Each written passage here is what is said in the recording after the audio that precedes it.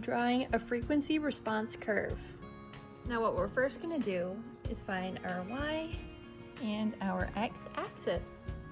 Our y-axis is going to be the percentage of amplitude reduced. And we're going to find that, since it's in percentages, we're going to go from 0% to 100%.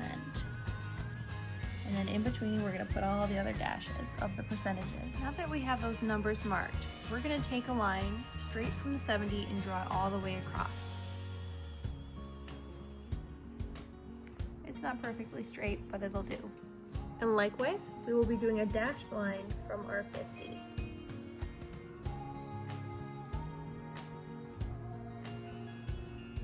Now our next step is going to mark the frequencies, which are measured in hertz.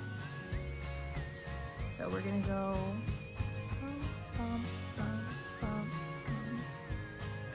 all the way down the line. 10, 20, 30, 40, 50, 60, 70, so on and so forth. Handwriting's gonna get a little messy. 30, 140, 150, 160. That's a little bit harder to read, but it'll do. And for this example, and like many of the other videos, we're gonna do 70 as our frequency. And so what we do is we're gonna take the 70 and go all the way up to 70%, just about right there. And just a quick note, when you have the 100% minus the 70%, that would be 30% attenuation right here. And according to the video from Trusted Neurodiagnostics Academy, they stated that if you have a frequency double the filter setting, the frequency will be reduced by half its amplitude.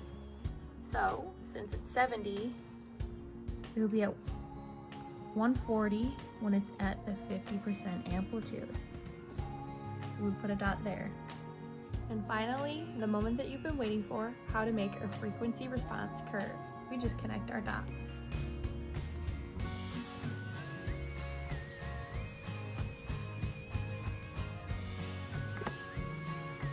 Now that we have this figured, you could do this for any of the frequencies. And in the video, which is a good example to use, is the 40 hertz. Let's see.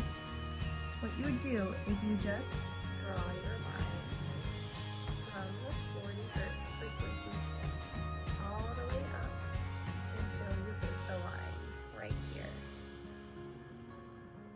Now what you would do at this point is take your dot and move it on over. All the way here.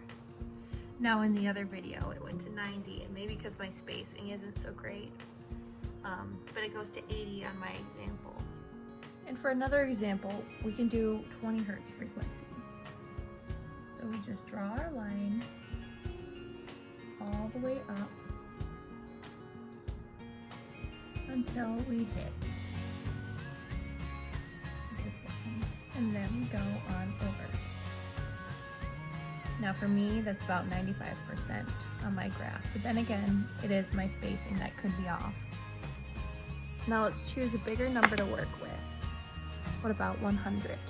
Well, let's take up the 100 all the way up till we get to our curved line. And once we get to that point, then we take it on over.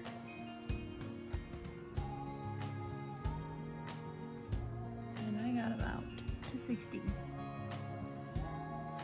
Now, out of these 4 graphs, this one has the most attenuated, whereas the 20 hertz has the least attenuated because it has that 5% gap, and then the next attenuated one would be the 40 hertz because then you have the 20% gap.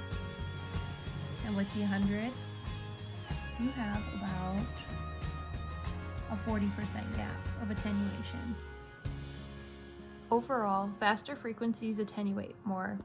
So let's try to find another example. I'm gonna pick blue. And for fun, we're going to do 140 hertz. Go all the way up here.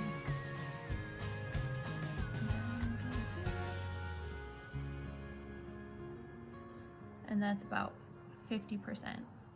So it's 50% attenuated. And another one from 160. This one's going to be a long travel going this way.